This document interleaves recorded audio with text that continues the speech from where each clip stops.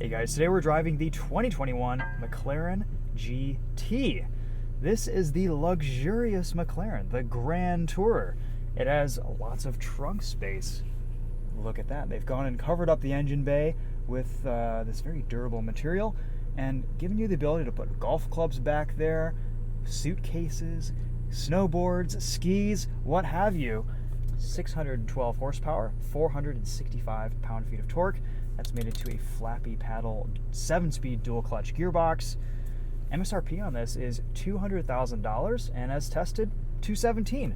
So quite a bit less expensive than the McLaren 720S that we had a couple months ago, even though we have the same twin-turbo 4-liter V8. This has a couple options. It has the electrochromic roof, which we'll show you once we get back in the car. Pretty cool. You can change the brightness of it with a little slider.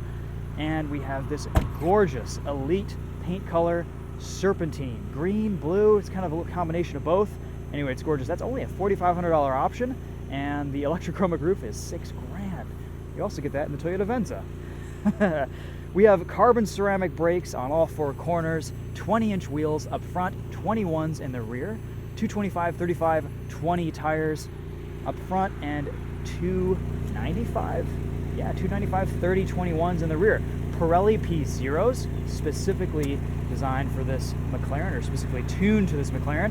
And I've got to say, they performed really well this week. We had quite a bit of wet weather, rainy weather, and it's almost November in Michigan. It's Halloween day, and putting the power down in 40, 50 degree weather, this McLaren was very impressive to drive in the wet this week. So props to Pirelli and McLaren for putting on a good, of course this is an ultra high performance summer tire, but an ultra high performance summer tire that works well in the wet. The serpentine green really brings out some of the body lines. This is just a very, very sharp looking supercar. Front end, very clean. Nothing too disagreeable about the aesthetics on this McLaren GT. I even like these big black wheels, though they have gotten dirty almost immediately this week. Let's show you this trunk. This is pretty awesome. So keys kind of interesting. You've got a trunk and a front button. They're right next to each other, but I haven't had any issues differentiating them this week. Pops right up. Look at this. Space, the final frontier. There is so much room back here. You can fit a set of golf clubs. We tried that earlier this week. This is just kind of a, I don't know if it's like a cover or a protective element for anything that you put up front with maybe like skis that are a little bit sharper. All of this is a carbon fiber composite, exposed, looks really cool. Close the rear lid with that button right there. We also get a valved exhaust, adaptive suspension, 3 drive modes, comfort, sport, and track. And that changes the suspension settings and the exhaust in all 3 modes. So check out the front. Just pop it up and it lifts right up, which is great. And there's a sizable amount of cargo space in here too. You've got your owner's manual, tow hook, triangle, some safety stuff in here. All right, let's take a look inside and then we'll take this thing for a drive. A little bit of a different door handle design. You push this in and just lift up. It's super lightweight, up and down. They've done a really nice job tuning those struts to make it easy to close and open. And just a fully leather-wrapped interior. A lot of leather in this thing. Carpeted sides. Not quite as easy to get into as the 720S, but you just kind of go ass first.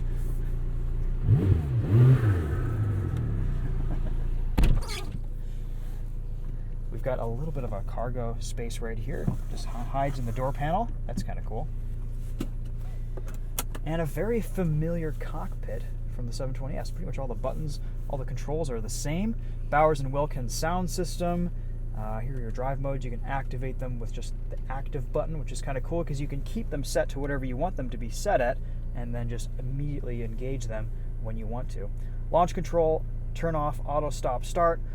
And you've got a couple, actually you've got 3 cup holders. A slightly larger one, then 2 smaller ones. Little place to put some paperwork down here. And no traditional glove box right here, though you do get a little bit more cargo space here. There's lots of little places to hide stuff, and McLaren has included 2 little slots for your phone right here too, which I think is quite a nice feature. I've been just leaving my iPhone right there. No Apple CarPlay or Android Auto, unfortunately. We do get this kind of, it's an okay infotainment. The touchscreen is reasonably responsive. You can go in and change your ambient lighting to a bunch of different colors, which is cool. Change the footwell, the cockpit. This button in the middle acts as kind of a home button. You've got your navigation. All pretty traditional stuff. It would be nice for McLaren to add Apple CarPlay and Android Auto compatibility to their cars anytime in the future. Anytime now, future updates, that would be great.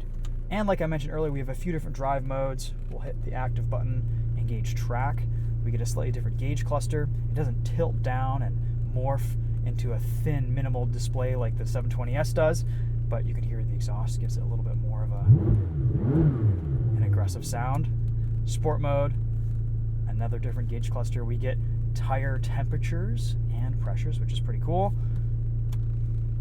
And then another feature, which you won't really see until the car is off, is it'll show you how many days of remaining battery charge you have left just from the regular 12-volt battery. These are what I found to be pretty comfortable seats this week, though the controls are still a little bit funky. You've got your memory settings right here, but underneath you pretty much have to do everything by feel, and you figure it out eventually. There's quite a bit of adjustment, which is nice, and I've been able to find a really nice, comfortable seating and driving position this week. You do have comfort access in this McLaren, so when you open up the door, everything will just kind of fully move all the way back, and then you can just hit your memory 1 or 2 when you're ready to go back in your drive position. All right, let's take this thing for a drive. Parking brake automatically disengages when you tap the gas. We've got your reverse camera right here in the center display, which is a little bit weird because sometimes the steering wheel will block your view, and that is kind of the best view out of this car. We have excellent forward visibility though.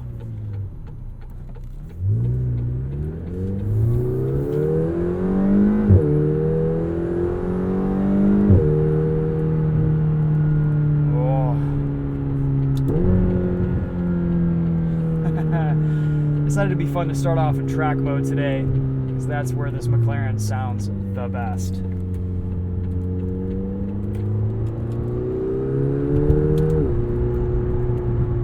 You're just a subtle whistle from those turbos.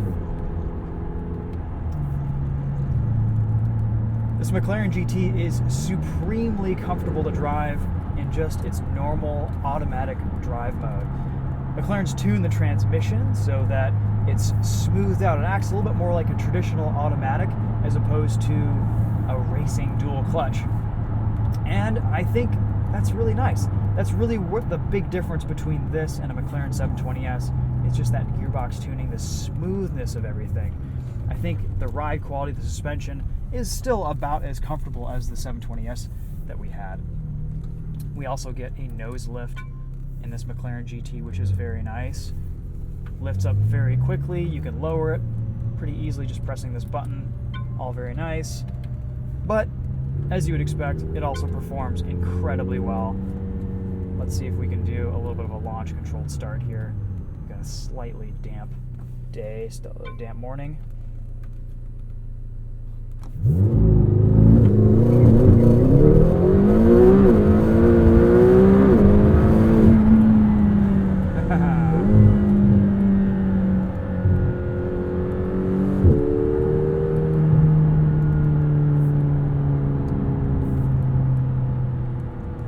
Still a McLaren, still a supercar.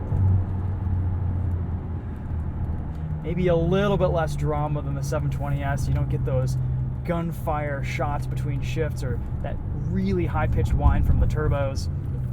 But still a very exciting experience nonetheless. Hydraulic steering tuned to just about perfection. And the gearbox tuning here, if it's really well tuned in comfort mode, it's also really well tuned when you're driving it spiritedly. Even in automatic, you can hit the manual button, use the flappy paddles on both sides, which is pretty cool. Makes a good sound too. This is sport mode.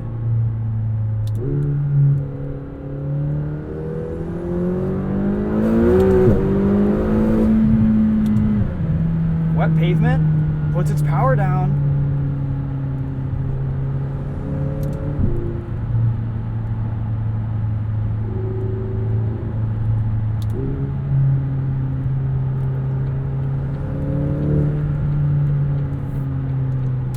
Let's go back into track mode.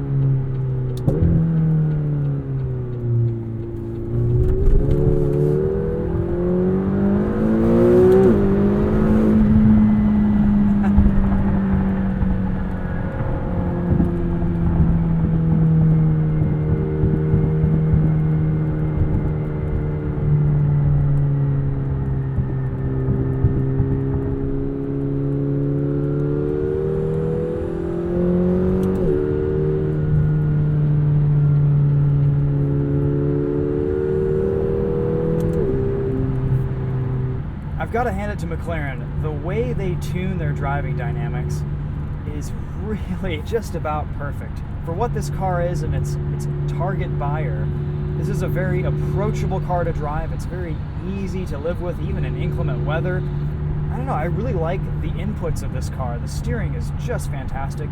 We have slightly lighter controls in this GT compared to the 720S. Maybe the feel is tuned down a little bit, but it's still one of the best feeling hydraulic racks on the market, and also one of the only hydraulic steering racks on the market. It is very refreshing to get into a car that has the dynamics and feedback that this McLaren GT does, while still retaining the level of comfort that it has. We even have a traditional sway bar setup in this McLaren GT, though it shares the suspension dampers and adjustability of the 720S.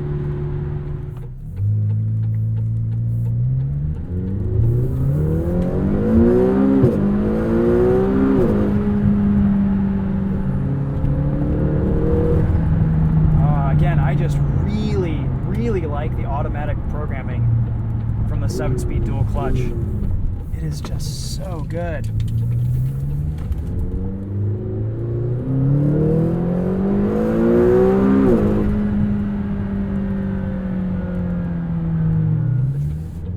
And they've tuned this dual clutch to have a little bit of creep, just like an automatic would.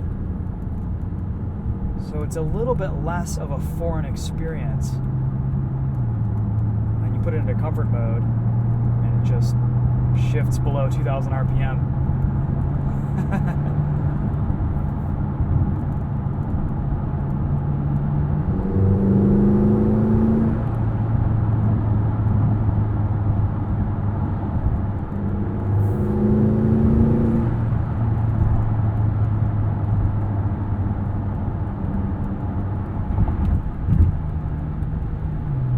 Ride quality is excellent.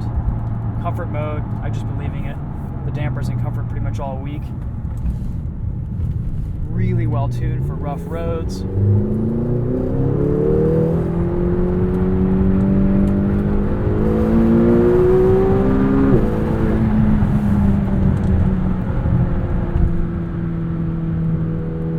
then you put the chassis in sport or track, and it stiffens up significantly.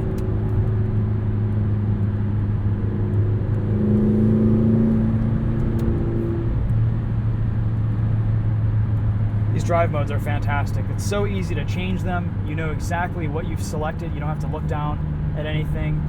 And the range of differences and the range of changes that you can do between different drive modes is just great.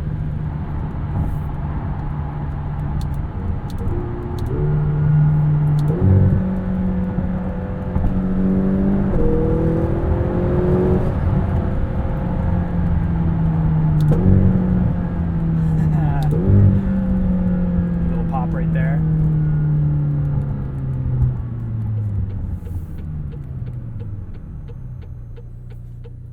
Let's talk about the brake pedal. Very stiff. You have to put a lot of pressure into it to get it to work. It's something to get used to after driving a lot of modern, normal cars. I really like it though. It feels like a race car brake pedal. You really have to kind of engage your right foot with all the other light controls. It is one of the heavier inputs in this car, but now that I've gotten used to it, it is wonderful.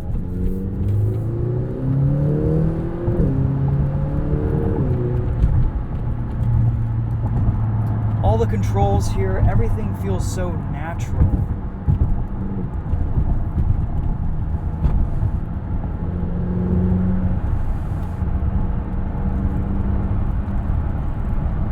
That steering feel, just the pavement is affecting the wheel in ways that you just don't get in modern cars anymore.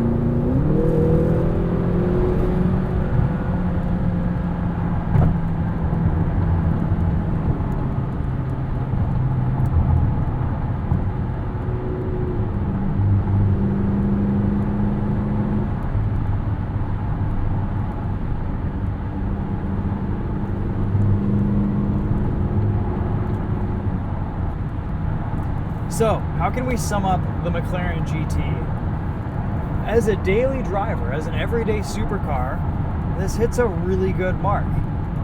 Excellent visibility, tons of trunk space, a lot of room to put stuff. It's comfortable in here. I am really having no problems taking this out, especially with the nose lift. That reduces a lot of anxiety with bumper scrapes or ground clearance in various city driving and scenarios, or even if your driveway is a little bit steeper than usual. Dynamically, this is still a fantastic driver's car for McLaren. Sure, it's been softened, sure, it's been made a little bit more comfortable and less aggressive, but I really like how McLaren has tuned this car. You've got all these different drive modes to really tailor and enhance your experience for whatever you're in the mood for. The Bowers and Wilkins sound system is a bit of a disappointment. It's not the best audio system, though it is standard. It's not an optional extra. Pricing on this seems pretty reasonable too. For what you're getting, what this car is, it's fun and engaging, but also comfortable and livable at the same time. And I think if you want a supercar that is just a little bit more enjoyable day to day and doesn't beat you up as much, this McLaren GT really does hit the mark well. Is it that much more comfortable than the McLaren 720S that we had a couple months ago? Not really, but there are some things here that might be very useful to someone who wants to have a more practical supercar.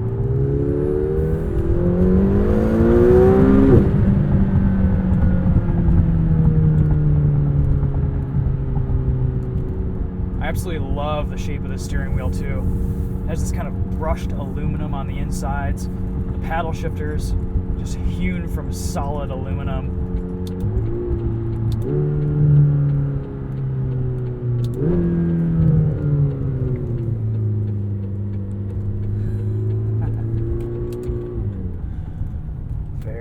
Very cool.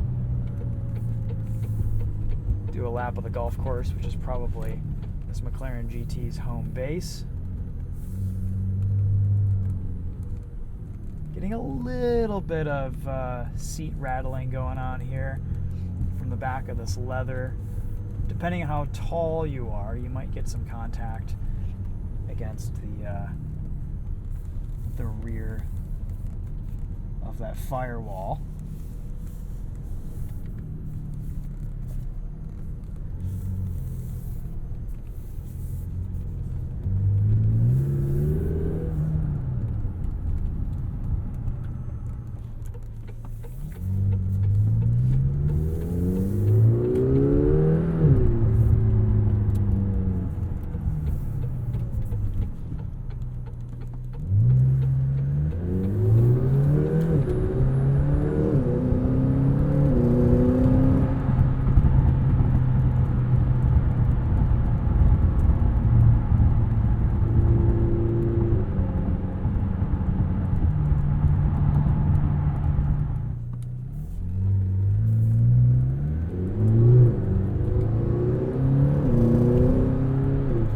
Despite the detuned nature of this car and the emphasis on grand touring and comfort and a little bit more cargo and interior space, McLaren's achieved a really nice balance with this car dynamically.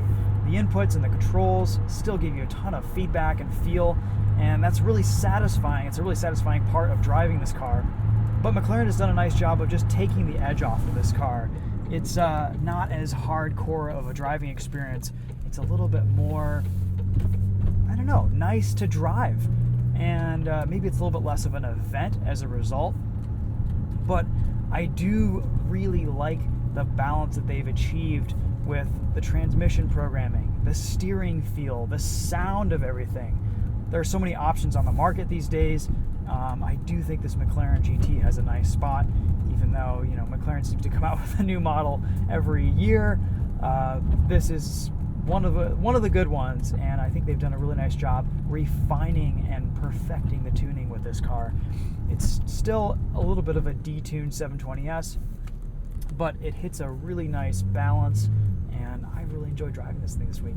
Thanks to McLaren for letting us have a go. The last few days in this thing have been really enjoyable, and surprising inclement weather performance. I think if you throw some winter tires on this, or just want to have it as a daily driver, you could do it, and you'd be a very happy camper in your McLaren GT. All right, we'll leave it at that. Thanks for watching, guys. We'll see you in the next video. You can see more on this McLaren GT on the Winding Road Magazine YouTube channel and the Daily Motor YouTube channel. We'll see you guys later. Take care.